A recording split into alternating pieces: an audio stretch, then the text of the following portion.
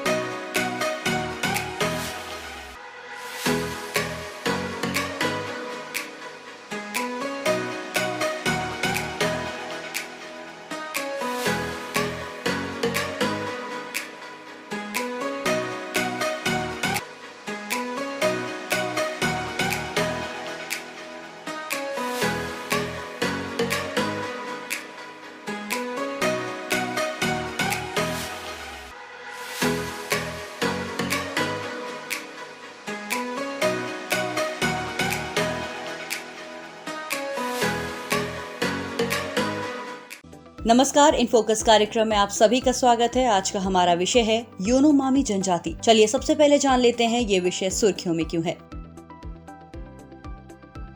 हाल ही में दक्षिण अमेरिका की यानोमामी जनजाति ने कोविड-19 महामारी के बीच अपने इलाके से 20,000 स्वर्ण खनिकों को बाहर निकालने के लिए एक वैश्विक अभियान शुरू किया है। इस अभियान का नाम माइनर्स आउट कोविड आउट है।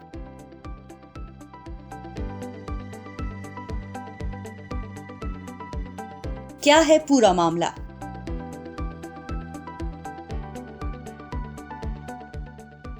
दरअसल साल 1980 के दशक से ही सोने की खानों के अवैध खनन के चलते इस जनजाति को कई तरह के हमलों का सामना करना पड़ रहा है। गोल्ड माइंस की गतिविधियों की वजह से इनके यहाँ मलेरिया समेत दूसरी बीमारियां तेजी से फैल रही हैं। साथ ही खनन के चलते यहाँ प्रदूषण भी काफी बढ़ रहा है। स्वास्थ्य सुविधाओं से वंचित होने के कारण यहाँ के लोगों को काफी परेशानियां उठानी पड़ती हैं। वेनेजुएला वाले इलाके में समस्या और भी गंभीर है। इसी बीच कोरोना वायरस के कहर ने इस जनजाति की दिक्कतों को और बढ़ा दिया है। इसी समस्या से उभरने के लिए यानोमामी जनजाति ने अपने क्षेत्र में काम कर रहे स्वर्ण खनिजों को बाहर निकालने के लिए अभियान चलाया है। इस अभियान का मकसद उनके इलाके में कोरोना वायरस के प्रसार को रोकना है।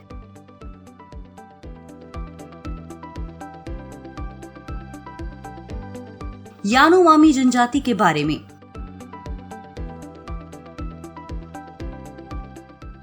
यानोमामी उत्तरी ब्राजील और दक्षिणी वेनेजुएला के वर्षा वनों और पहाड़ों में रहते हैं। लंदन स्थित सर्वाइवल इंटरनेशनल संस्था की माने तो यानोमामी दक्षिण अमेरिका की सबसे बड़ी पृथक जनजाति है। आपको बता दें, सर्वाइवल इंटरनेशनल अंतर्राष्ट्रीय मानवाधिकारों के लिए काम करने वाला एक संगठन है।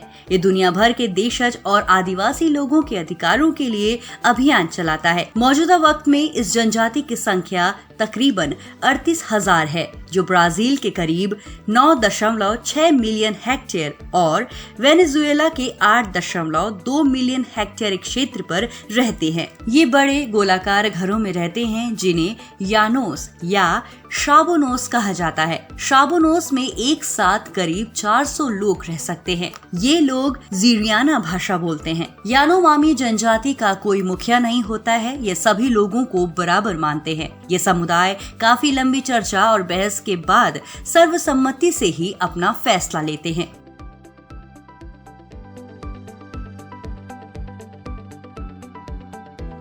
अन्य महत्वपूर्ण बिंदु।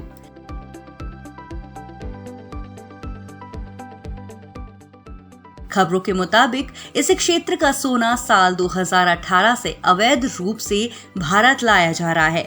यानोमामी जनजाति ने अपने खून की कीमत पर निकाले जाने वाले इस सोने को ब्लड गोल्ड नाम दिया है।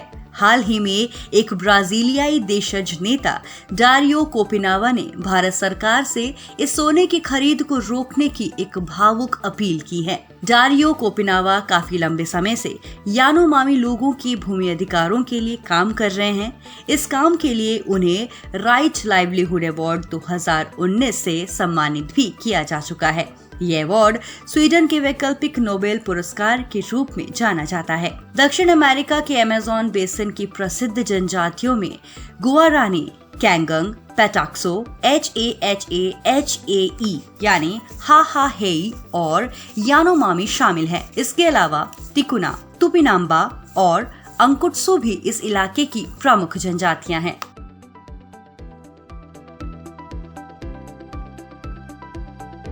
अमेज़न नदी।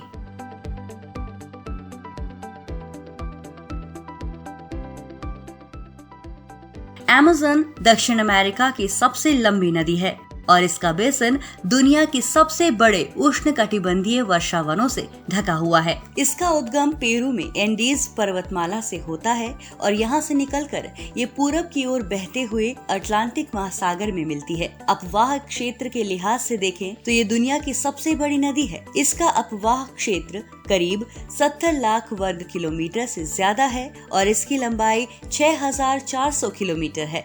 सब्सक्राइब कीजिए ध्येय IAS चैनल को और बेल आइकन को दबाइए लेटेस्ट वीडियो सबसे पहले देखने के लिए।